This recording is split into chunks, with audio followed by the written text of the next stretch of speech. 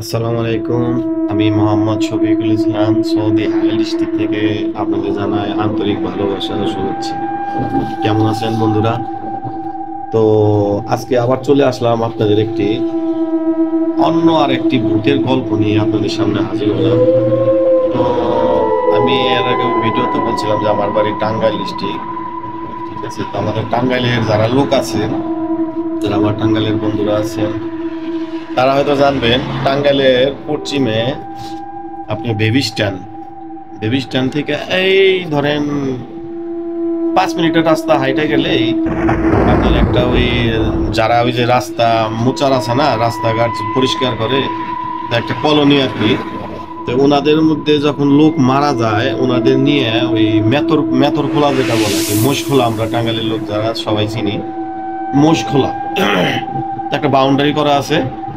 তো ওইখানে তারা মৃত্যুবরণ করলে তাদের নিয়ে ওই জায়গায় আর কি মাটি খনন করে দাফন করে আর কি, ওই লাশটা বসায়া মাটি দেয় আর কি।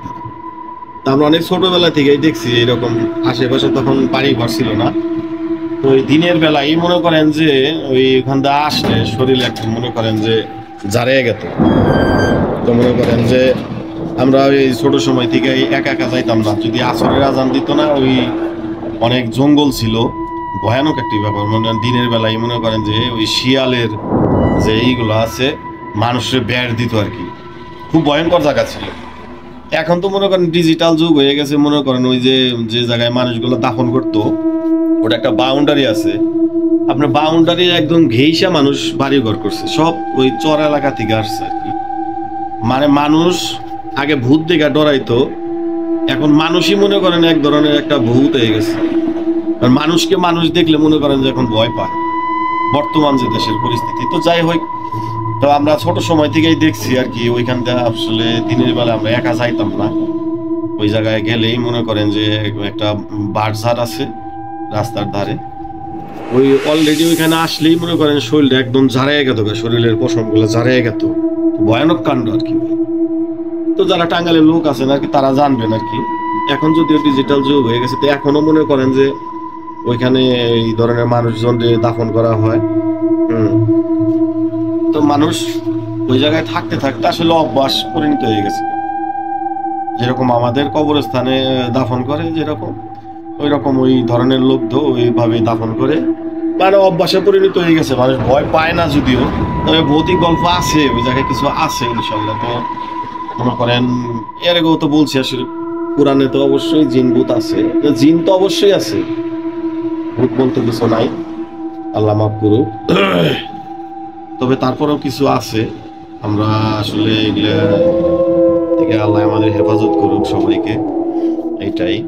তো আপনারা যদিও চলাচল করেন একটু দেখে শুনে বুঝে চলাচল করবেন, রাস্তাঘাট কিছু নাই অবশ্যই আছে। আর আমরা যে এলাকায় থাকি, আমাদের দিগুলিয়া গ্রাম কালীপুর, দুইটা পাশাপাশি একটা ওয়ার্ড, চারিদিকে মনে করেন হিন্দু লোক, ওনাদের মন্দির আছে।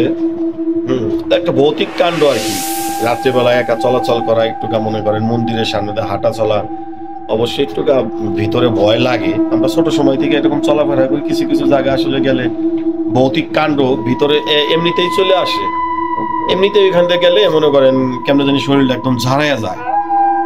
তো খুব ভয়ঙ্কর আসলে কথা। তো এরকম ভয়ঙ্কর কাণ্ড আসলে ছোটবেলায় থেকে আসলে ভয় পাইতাম, এখন ভয় পাই না যদিও, বুঝতে পারি। তো মনে করুন যে চলাফেরার মধ্যেও কিছু ব্যতিক্রম আছে।